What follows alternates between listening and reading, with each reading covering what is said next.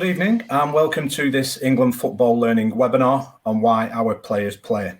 A big thank you to all of you for joining us this evening and giving up your Monday evenings. We really do appreciate it, and we hope that you take lots from the webinar this evening. We hope that it informs you, it challenges your thinking, it inspires you, gives you lots of ideas, and hopefully ultimately develops you as a coach. Nathan, just like to come to you really with about those questions, and if you've got any thoughts on the two questions, especially from your teaching background. Yeah, I think in terms of the teaching side of it, I think the enjoyment of the game, being with friends, scoring goals, and kind of putting themselves as being that favourite player. Players always shout out pupils always shout out players' names when they score certain goals or do a certain pass. It's that imagination. But yeah, the main thing is probably the enjoyment of the game.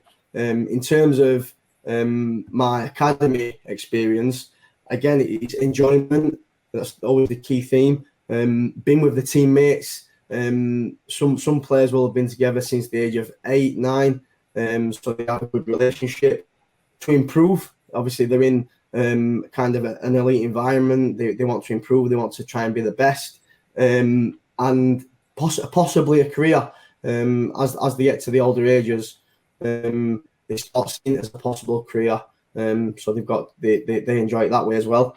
The first one, the top left by Bailey, looks at children's participation and looks at the 5 primary factors that affect children's participation in sport.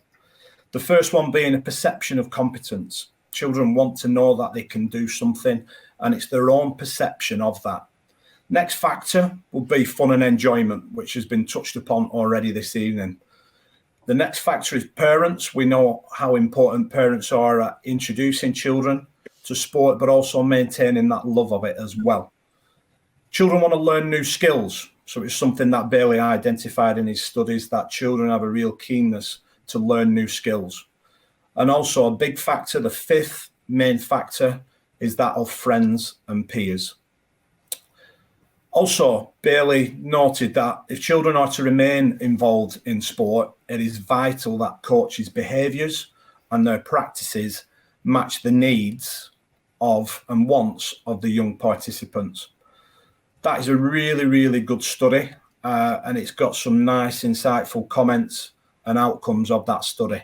From when I could walk, I had a ball at my feet, and yeah, I just enjoyed playing football, and I still now just play with a smile on my face and enjoy what we do. It's a privilege to be playing football as a living. When I play football in the house, it's like you have to follow rules, and when you play football, you can run around and you have a bit of freedom, and like me, I'm really sporty and energetic, so I can burn that and then come into the house.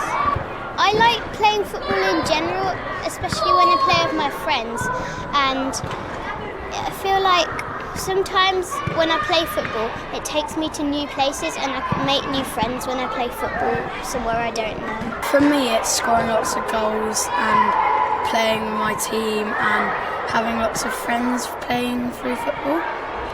I'd say enjoy every single day. Try play as much as you can.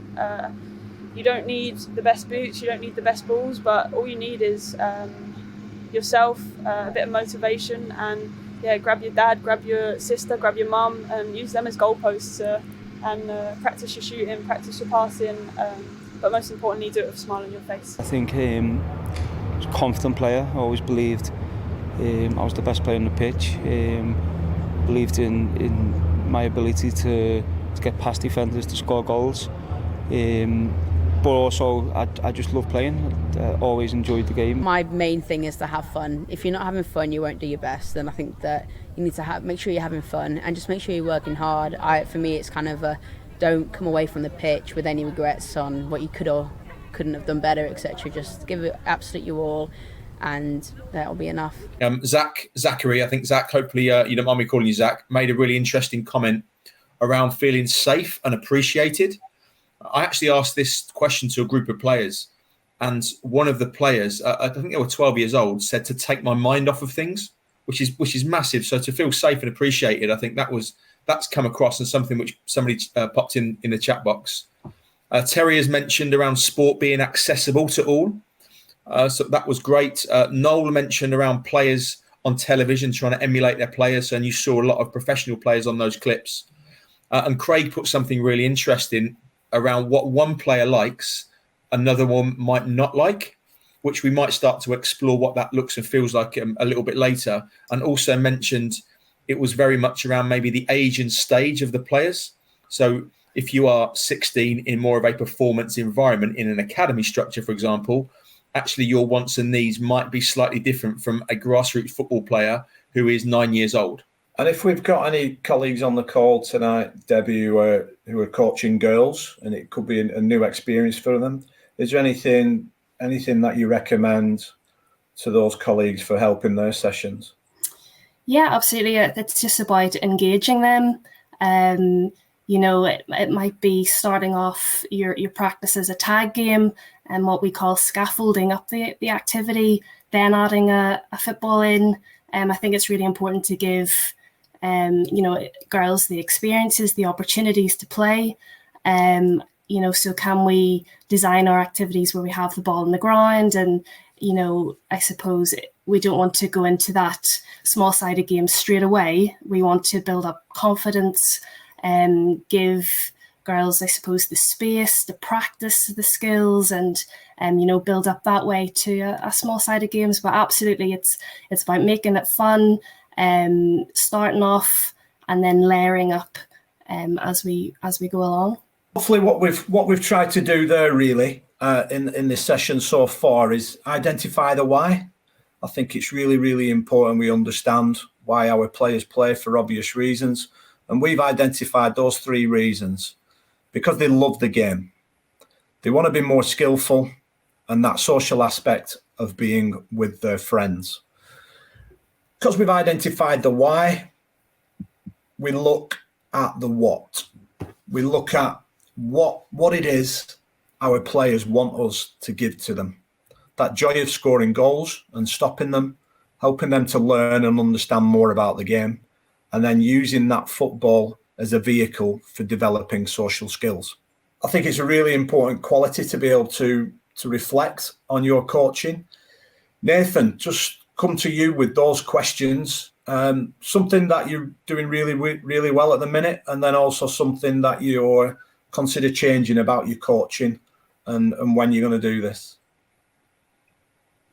In terms of the grassroots stuff, I think the environment is really, really key, that the pupils feel safe within the lessons, and the game-based activities, trying to make them play as much as possible, but still adding that learning, and then linking to the environment, that sense that they can have success, they can score goals.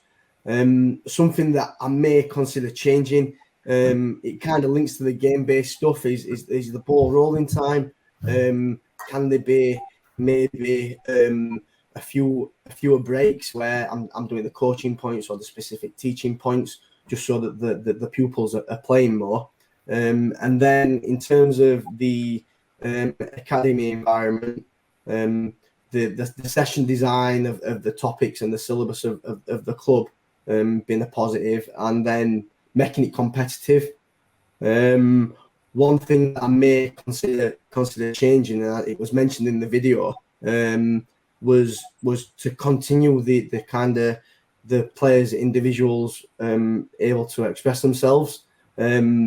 Obviously, players have different skills, different styles.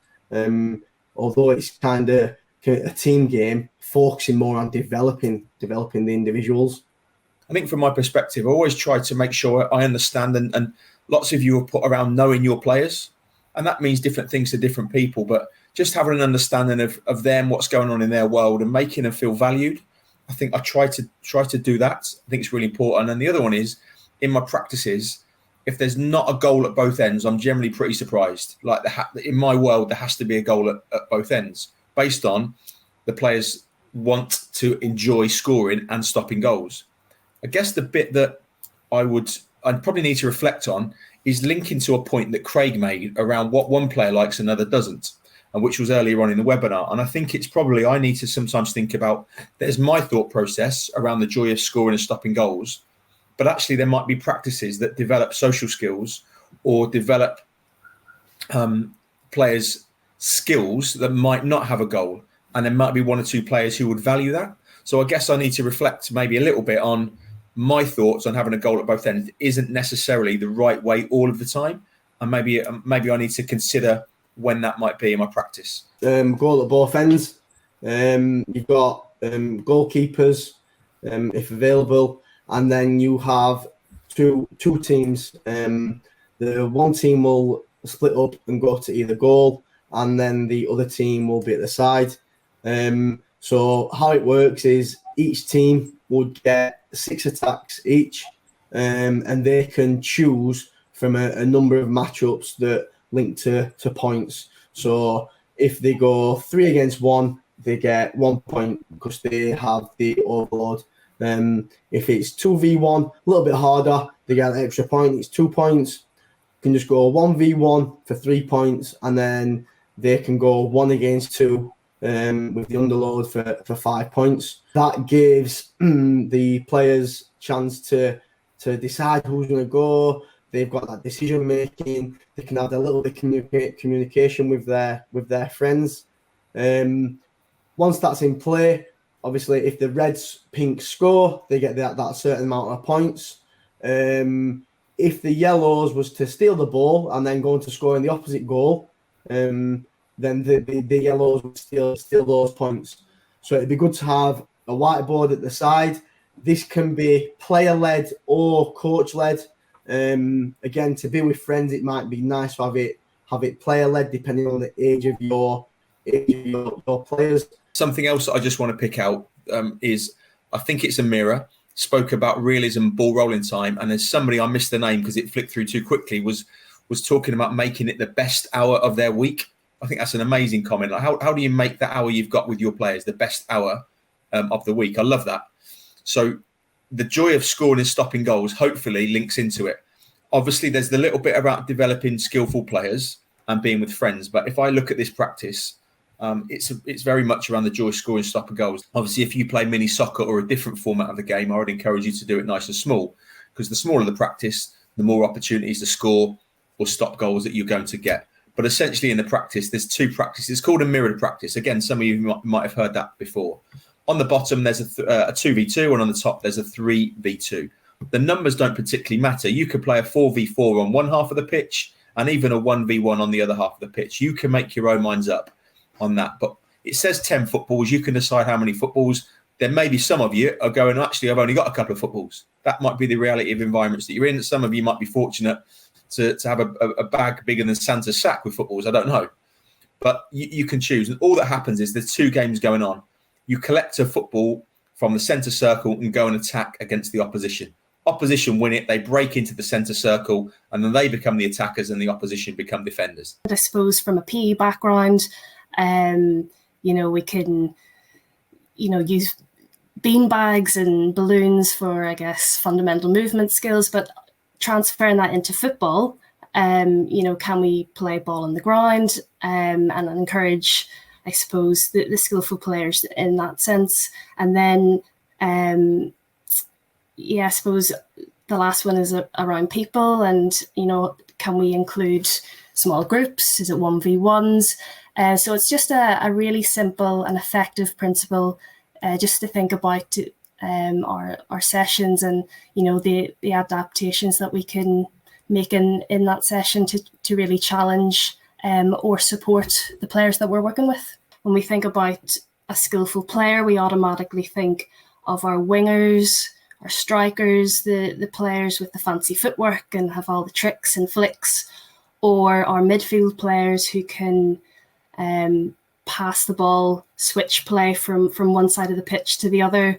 And how often do we actually think about our centre-backs or our goalkeepers being skillful when absolutely they are? And, football is an evolving sport, and we know that it's so much more technical in the modern game. So our centre-backs and goalkeepers are required to play, from the back and really progress the ball up the pitch from goal kicks. And as Lee said there, we think about being skillful in possession, but how many of us have actually thought about being skillful out of possession?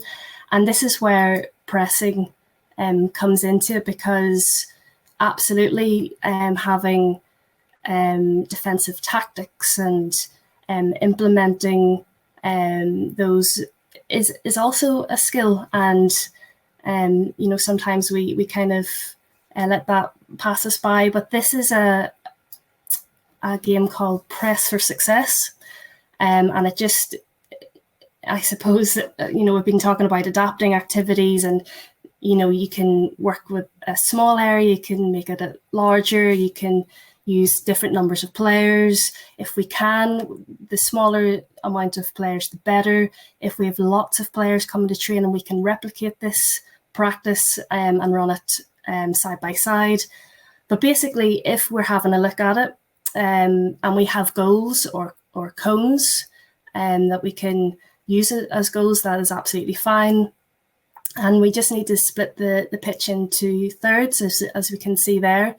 And if we're talking about the blue team, the game is really, really simple. The yellows play out from the back, and we want the blue team to press high and win the ball back as high as possible. We're just going to have a short, brief chat about that impact of the coach and the impact on the players. I'm sure we've all colleagues tonight been impacted by some great coaches in our past. I certainly have. Lee, what's your thoughts on this sort of initially? My first thoughts is around the role of the coach is that I look back at my first experiences of playing the game of football, and I think back to the coaches that I really enjoyed playing for. There was a guy called Lee Chambers, his name was. I'm happy to name the guy. And I grew up in Northampton. There was a team called Kingsthorpe Jets. Imagine there's a coach on there from Kingsthorpe Jets tonight. That would be fluke, by the way. I think I must have been, I don't know what I'd have been, like 11. I think I had more clubs than Tiger Woods, but I think I was about 11 or 12 maybe. And I always remember him like the biggest smile and giving me a high five and an arm around the shoulder. If I'm answering the question you've just set there, Lee, I think the teachers and coaches that I remember the most, they made it memorable. And being that ex-teacher that I am, I'd like to think that a lot of the sessions and a lot of the time in education and coaching, we made it memorable. I can remember, certain coach that did lots of games-based scenario work and involved lots of decision-making.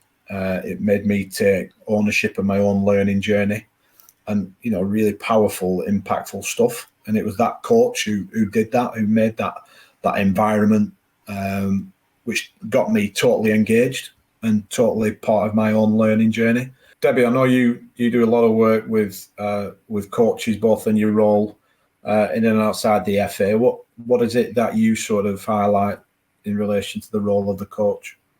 Yeah, absolutely. It's about being that role model for the players in front of you. That's how I got into football. I'm sure, that's a similar story for everyone. And in the chat box, there's a lot of feedback coming through. It's about how you as a coach make your players feel, because let's be honest, you come back and connect with a player maybe a couple of years time, they're not gonna probably remember about a pressing a pressing activity that you set up for them, or those real intricate and specific details, but they'll remember how you made them feel. And yes, it's really important that you set the environment for your players to want to come back to every week and be a part of, but also about setting boundaries, because at the end of the day, we all as coaches want our players to fulfill their potential. We all want to see them get to the highest level possible. And it's important as well, yes, to make it fun and engaging and have that open door policy where you can really connect and build up that rapport with your players, but having the boundaries so that you can challenge, you can drive, really take them out of their comfort zone, so that they learn. And I'll just go through my three colleagues on the call for their own reflections on tonight's call and the main bits that they've taken from it. Nathan, what's your main thoughts of tonight's session? I think in terms of that, it's having the energy, understanding your players, making it as realistic to the game as possible. Like Lee said, goals at both ends, 2 teams if possible. Encouraging, having high tempo, being happy, ensuring that you're. One thing that's been said in the chat that I like, the comment was your players should be rushing out the car to be at the session. So if you can have that relationship with the players and your sessions designed so there's lots of success or there's lots of sense of achievement, that can create that, all those kind of things that are the key messages that I've took from tonight.